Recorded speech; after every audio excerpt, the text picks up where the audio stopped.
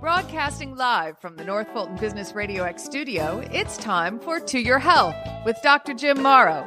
To Your Health is brought to you by Morrow Family Medicine, an award-winning primary care practice, which brings the care back to healthcare. Hello, welcome to episode 33 of To Your Health with Dr. Jim Morrow. I am Jim Morrow. We appreciate you tuning in and listening to this version of our podcast. I am with Morrow Family Medicine. We have offices in Cumming and Milton, Georgia, where we're seeing patients both live and in the office and also on telemedicine during this pandemic time that we're living in.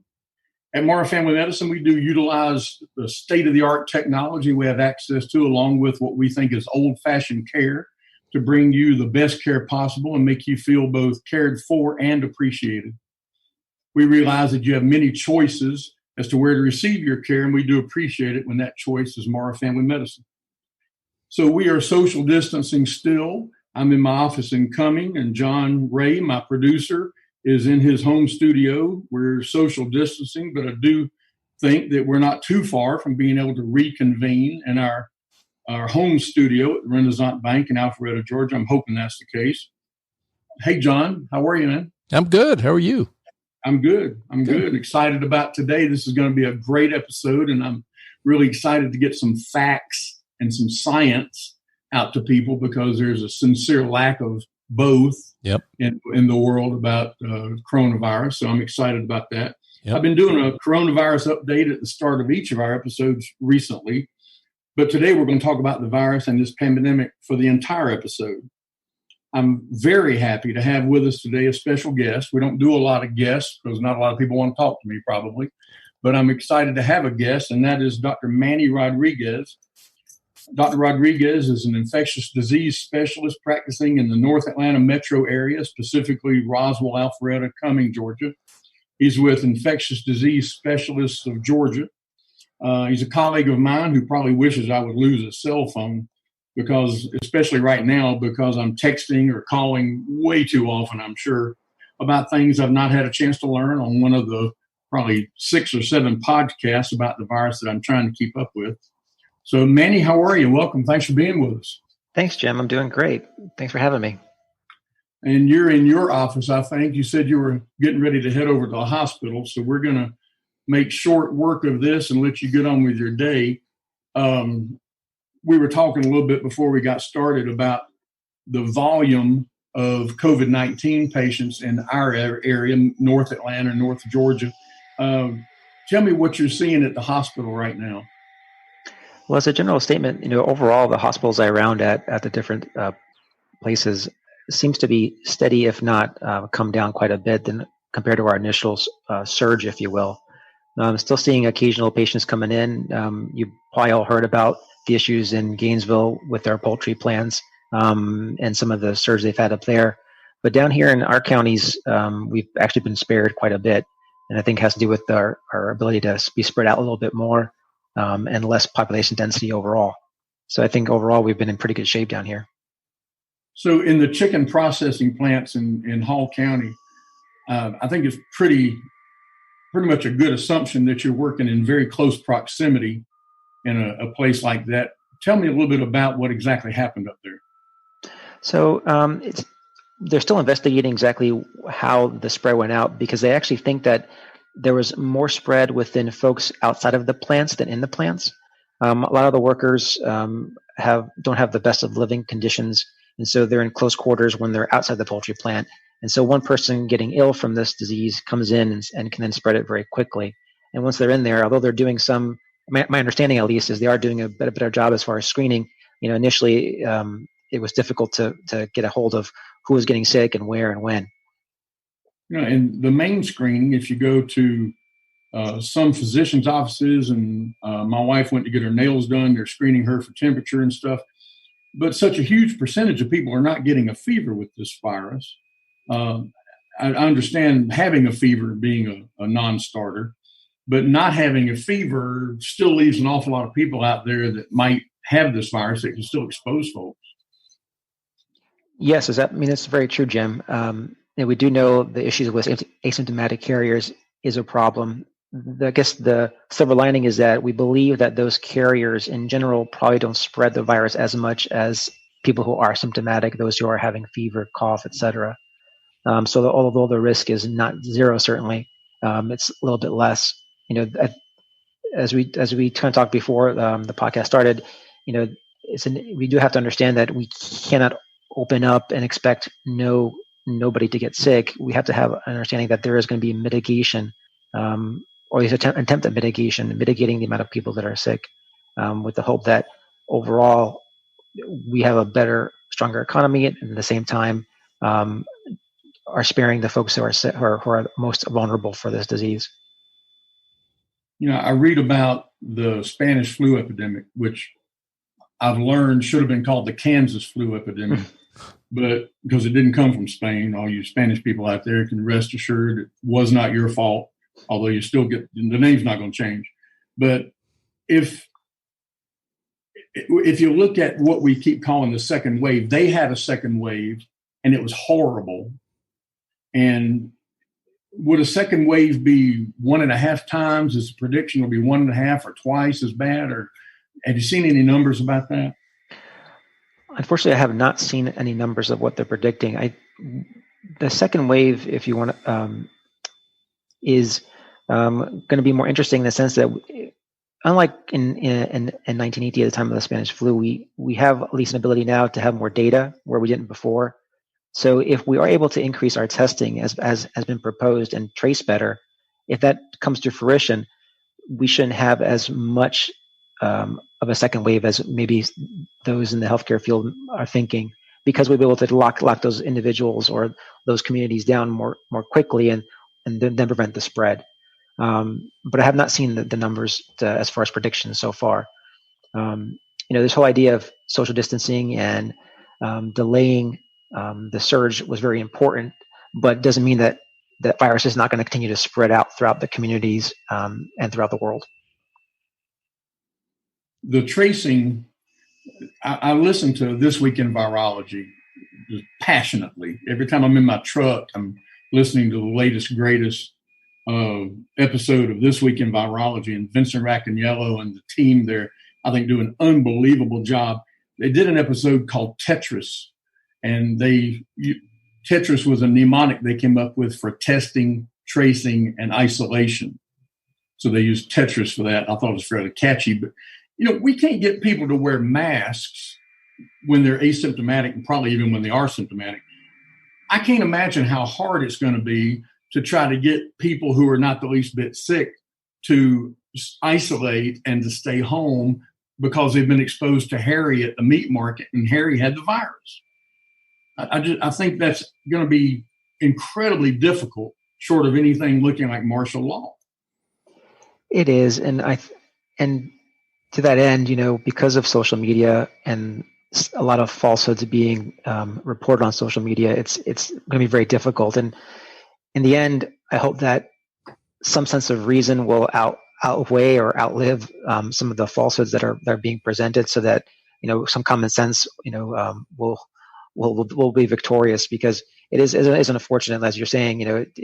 We're all in this together. We all have to do our part, and it's not convenient. It's not fun. It's not glorious, but if we all do our part, we will not only get through this, but we'll get through it safer than we would have otherwise. And the last thing I want to ask you about when it comes to masks is about Dr. Fauci.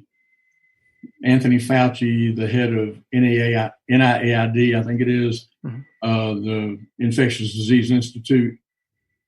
Did he come out and say we shouldn't be wearing masks? So there's some debate as whether or not he said it in that way. The thing with masks from the get-go was that people were thinking that it would protect them from the virus. In reality, the cloth masks or the surgical masks that are commonly seen, not so much the N95 masks, but the other masks that we commonly seen, are really there to protect others, not so much the individual wearing it. So in that sense, masks aren't helpful to the person wearing it. Now, an N95 mask is different. If you look at the N95 mask with the exhalation valve, that's different. But masks in general aren't there to protect you so much as to protect others and the people around you. And while we're picking on people in Washington, D.C., the president talked ad nauseum, it seemed like, about hydroxychloroquine. Mm-hmm. Whether he was taking it or not, I don't know. I don't care. But help me get the point across to people that hydroxychloroquine is not the panacea for coronavirus. Yeah, absolutely not. Unfortunately, there are no treatments that are currently 100% for the coronavirus, whether you're asymptomatic, symptomatic, in the ICU, et cetera. And it's really unfortunate. We still are in the process of trying to figure out what the best treatment options are. And I can tell you, Jim, even here in Forsyth County, we were doing everything, from convalescent plasma, plasmapheresis, all the interleukin-6 antagonists you hear about, even remdesivir. We're hearing about all those things, and we're doing it all here. And the data is still too early to say what's really working. But specifically to the hydroxychloroquine, the answer is the more we go along this course, the more we see that hydroxychloroquine is definitely not a panacea. It's probably not helping. It's probably causing more problems than it is any benefit in folks. But remdesivir that you mentioned, remdesivir is an antiviral drug, IV only, which is an obvious problem, that I understand works best if you give it early. But haven't there been some studies about remdesivir helping? So to your great question. So 2 points. One is initially a lot of folks, meaning hospital systems, weren't able to get remdesivir early on. And so we were using it very late. So folks that were intubated already having ARDS, which is a very bad respiratory syndrome of the lungs. And so we were using it there, and some of the preliminary studies said that it probably shortened some of the ICU stay, but overall mortality didn't show any improvement. And so what we're seeing now is that we got to be able to get that very early on. For example, even the IL-6 antagonists, things like tocilizumab, for example, or sulimumab, probably the earlier we use it to blunt the cytokine storm you hear about, the better it would be for the patients in the long run as far as treatment. So that's a great opportunity for me to ask you to explain to people what it is that really hurts you when you have this virus, that it's not really the virus that gets you, but the cytokine storm. Will you explain to them a little bit about what that is? Sure. So there's chemicals in the body called interleukins that release inflammation, for lack of a better word. And that inflammation is the thing that causes the lung damage specifically that leads to people being on mechanical ventilators for long periods of time, and then lead to the prolonged ventilatory stays, et cetera. And so what these medications do is essentially blunt or stop that process from happening.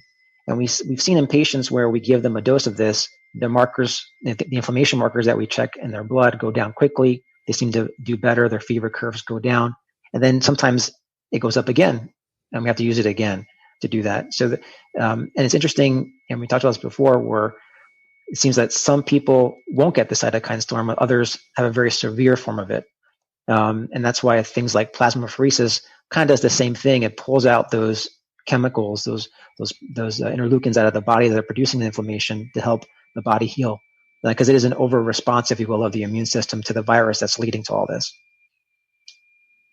So then, to the people that talk about vitamin D being so essential in this whole process, vitamin D is very important in the immunologic response and the immune system.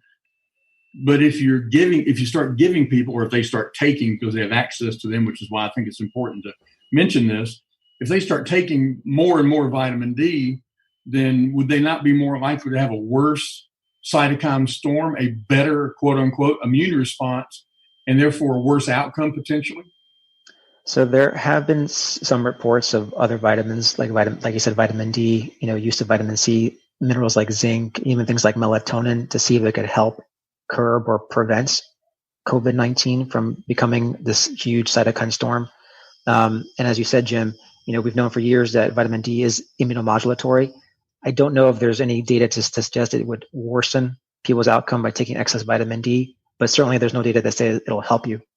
And so, there's definitely a chance there that if it could hurt, to avoid excess usage. I'm going to move on to something a little bit different. In our practice, we are seeing probably at least 10 and maybe as many some days as 20 patients who really are here for the sole purpose of getting the antibody test. They want to know if they're immune to this so that they can't get it again, and they come in asking for the antibody test. And I'd like them to hear from the expert about all the things that are wrong with that last sentence I just said. Yeah. And again, it goes back to, we just don't know what the results mean. So if you're immunoglobulin G positive, it essentially means your body has developed antibodies to this specific coronavirus. But we don't know yet if you have those antibodies, if they're protective, how long they're protective for.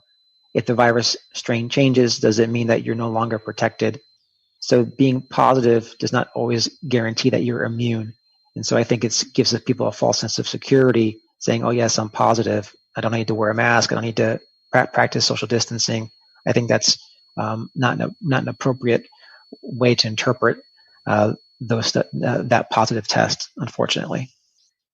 That could change, though. I mean, that could totally change. In 6 months from now, we may know that it's very much, if you have a positive IgG test, then great, you're immune, and that's fantastic. But right now, we really can't say that. But I think it's going to take that second wave coming for these people to be exposed again. Yes. And see how many of them get sick. I think that's pretty obvious.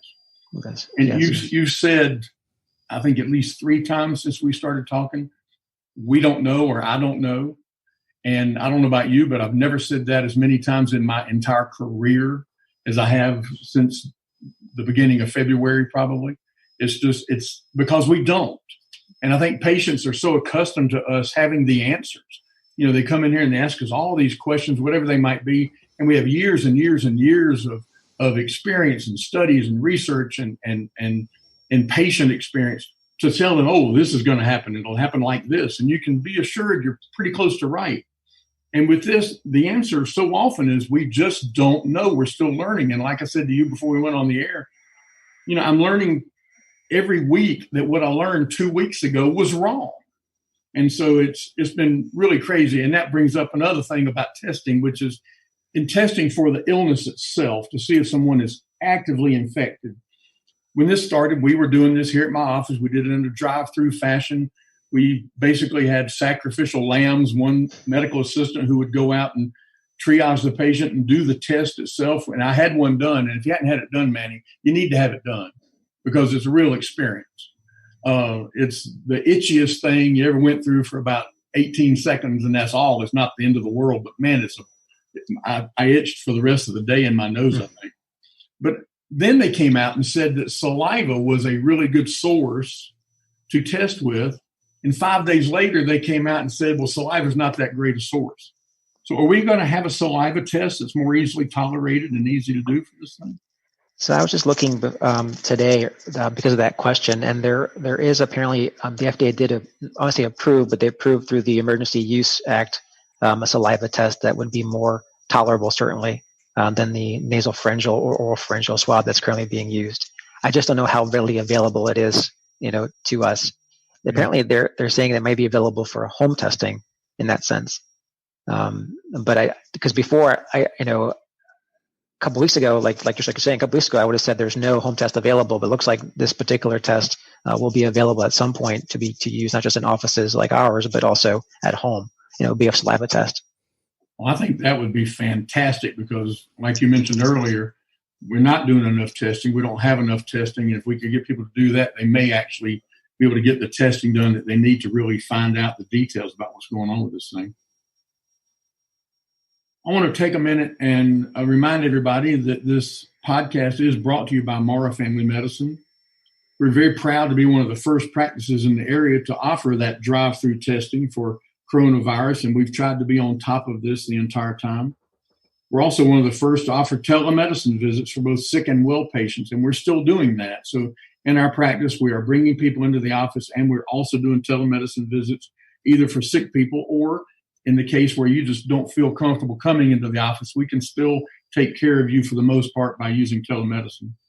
We're doing all of this so that we can continue to bring the care back to healthcare while protecting our staff as best we can and also providing the best quality care we can for our patients. And we really appreciate not only you letting us be your physicians, but also the fact that you would take the time to listen to our podcast. So, Manny, back to the subject at hand, mutations. Every RNA virus that I've ever learned anything about mutates, but a lot of people are under the impression that that has a bad connotation. So walk me through what mutations mean and don't mean in the case of coronavirus. Sure. And just like you were saying, Jim, with any virus or any living organism, the more copies you make, the potential for some increased survivability occurs and some detriment can occur too. And so eventually, just like with the influenza virus, we will start seeing some probably mutations of the virus, but how clinically significant it is what, is yet to be seen. One of the things that you bring up with regards to that, there was a article that came out a while back, well, not a while back, just recently, about the possibility of a second strain of coronavirus, and that was more transmissible than the previous one. The article was out of the Los Alamos National Laboratory, and it probably was sort of overblown when it came to their findings, simply because we don't really know if just because it's more transmissible, is it more virus that's more transmissible? Is it live longer on the surfaces? We don't know any of that. But yes, I mean, any of the viruses that we've had, just like bacteria, just like us as humans, as we make more copies of cells, more DNA, et cetera, there's a chance for good and bad, both. And just as a reminder to people, in case you hadn't listened to previous podcasts, the way this virus works is it gets into your lungs and it injects its DNA into your cell, and it's your body that produces the virus. The virus is reproduced in your cell. The virus itself is really not even alive. It's just an envelope with DNA inside it. And this DNA gets in, and then it expels this virus from the cell. And it's a brutal process to watch if you ever had a chance with an electron microscope to see these things happening. It's absolutely crazy. But Manny, when it comes to this particular virus, how do we know it wasn't man-made? So I've heard, this idea that perhaps it was first created at a viral lab and then, was released. The answer, the short answer is we don't know. We would hope that, scientists and, physicians, people in general would not want something like this to happen. And it was an unfortunate act of nature as opposed to a man-made virus. There are some folks who are trying to do some tracing, fancy, genetic tracing of this virus, and most reports have said it is unlikely to be, but there are those conspiracy theorists out there that do believe that it was man-made. I don't think we'll ever have a definitive answer one way or the other. I think what we take out of that is that it's here, we're stuck with it, and we gotta do our job and get rid of it. Is there anything you can think of that would have prevented this pandemic and we could have done better and differently to keep from being in the position where we are today? So I think regardless of our political background, I think some of the things we could have done better would have been really to have a stronger and more robust public health system with better international cooperation among other countries so that we had accurate information. I think those things can potentially help us. I think having a better trust in the scientists and the doctors that are giving us information would be helpful. To your point at the beginning of the podcast with the masks,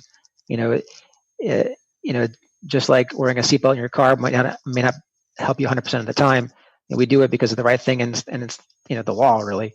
We gotta use some common sense. But I think having a more robust healthcare system in general that really does a good job of taking care of its people would be better. I mean, we're one of the richest countries in the world, and unfortunately, despite the fact we spend so much money on healthcare, there's still a lot of folks who are in need of better care and better primary care, certainly above all else. That's very true. Now, one of the podcasts that I listened to said that there was talk about a vaccine for coronaviruses in general, not just the specific SARS-CoV-2 that causes COVID-19, but for multiple coronaviruses. Is that something you anticipate would be able to be done at all, ever? So I'm not familiar with that particular report. I know there are currently 4, now 5 human coronaviruses. It really depends on how quickly the virus, as we talked about, kind of mutates. And one of the issues with the flu virus and why we can't have a universal flu vaccine is because it just changes so quickly. Hopefully this particular one won't, and we will have at least a vaccine. But I don't know. I can't answer that question as far as if we can do it for all the coronaviruses. I'm not sure. And what's your gut feeling about a vaccine as far as a timetable? I've heard so many different things as far as timetables, and I've read so many things. I'm thinking, unfortunately, that in reality, it'll be the first part of 2021 that we actually see a vaccine to market. But I've heard things as early as October, and early, late fall. But I'm thinking it'd probably be winter before we actually see a vaccine once the trials are done. And I think the important thing is making sure that we have at least decent safety data to say that, yes, it's safe. We know a vaccine is 100% effective. As an infectious disease doctor, I am a huge proponent of vaccines. I want to prevent people from getting sick. But for me to say that any vaccine is 100% effective, it's not. But the more people that get it, the less likely everybody else is to get sick, and the better it is, for the population at large. Well, the first quarter of 2021 would be a solid year earlier than I've been thinking. So that would tickle me to death. I'd be thrilled if that was the case. And as we sit here, end of May 2020, we've got summer right upon us. Summer to me means that you're 3 months closer to football season. And when I think about football season, it brings you to schools. What's your anticipation about kids in Forsyth County being in school and being able to actually be in person in class this year? I know a lot of the school systems are in the process of having those very difficult talks, especially with the football season and getting back to weight training. I think there's going to be a lot of changes that are going to have to be in effect to keep everybody safe. Going back to the beginning about mitigation, we're going to have to understand that we can't make it no risk, but hopefully reduce the risk. I've seen and talked to friends, family, colleagues that have been struggling a lot through this homeschooling. Both parents working, struggling to get care, struggling to get care for their kids while they're working. We got to figure out a way to balance all these things out and understand that we're all doing our best to keep especially our kids safe, while continuing to produce as people. And I do hope that we're able to open up the schools in the fall, as long as we keep. But I think it goes back to what we were saying before the beginning. Being smart now. Taking care of ourselves, wearing masks. Doing the social distancing thing.